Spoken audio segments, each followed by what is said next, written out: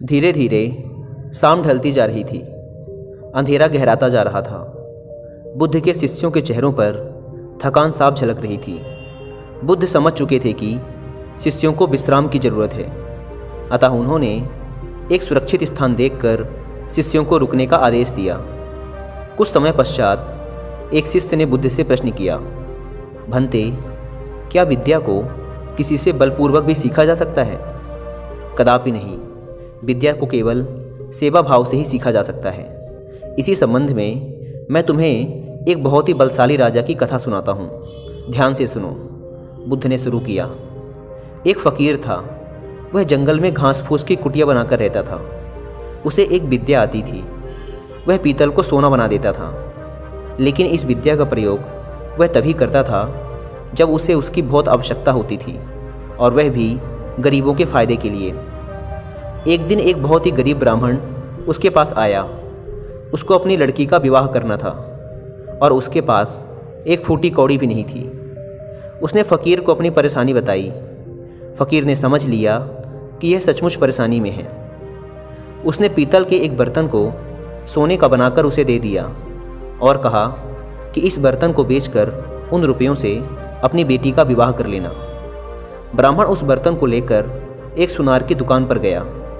जब उसने सुनार को वह बर्तन दिखाया तो सुनार को संदेह हुआ।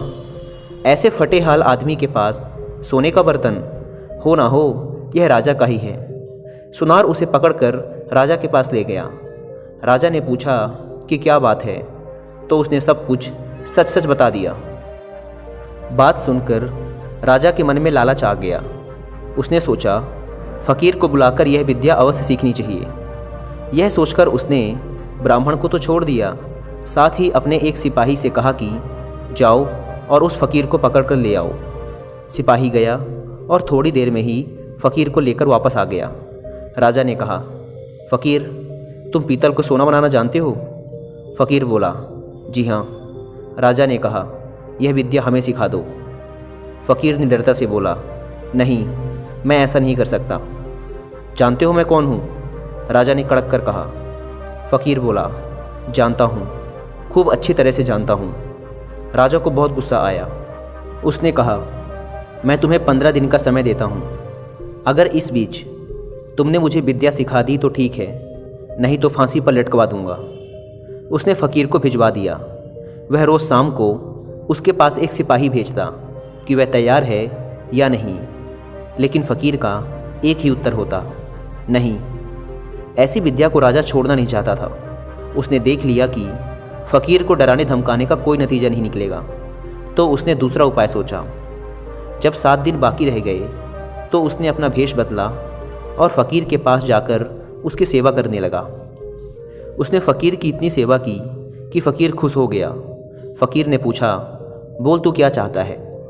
राजा ने कहा, मुझे आप वह विद्या सिखा दीजिए जिससे आप पीतल से सोना बना देते हैं। फ़कीर ने उसे विद्या सिखा दी और कहा, देख, इसका इस्तेमाल दीन दुखियों की भलाई के लिए ही करना। राजा अपने महल में आ गया। 15वें दिन उसने फ़कीर को बुलाया और कहा, बोलो, विद्या सिखाने को तैयार हो या नहीं? फ़कीर ने कहा, नहीं। तो तुम्हें फांसी लगवा दूं? ज़रूर, फ़कीर ने कहा। तब राजा ने गर्व से हंसकर कहा, जिस विद्या का तुम्हें इतना घमंड है उसे मैं जानता हूँ। इतना कहकर राजा ने एक पीतल के बर्तन को सोने का बनाकर दिखा दिया। फ़कीर ने कहा, राजन, तुमने यह विद्या किसी की सेवा करके सीखी है। विद्या कभी भी डरा धमकाकर हासिल नहीं की जा सकती। सभी शिष्य कहानी का अर्थ समझ चुके थे। इसके पश्चात सभी ने एक साथ भोजन किया और विश्राम करने लगे।